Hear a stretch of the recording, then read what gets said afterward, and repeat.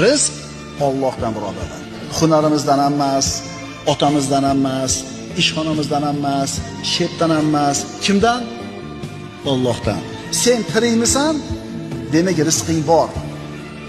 Agar rizqing tugagan bo'lsa, o'lasan. Shuning uchun musulmon odam o'zini xor qilmaydi. Rizq topaman deb shepga, oshnasiga, qo'shnisiga.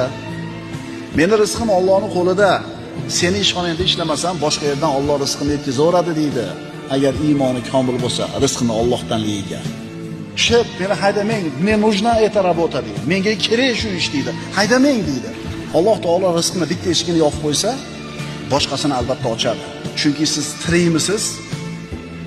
Robbis subhanahu va taolo sizni rizqingizni o'zini zimmasiga olgan. Xotirjam bo'ling, qo'rqmang, cho'chimang.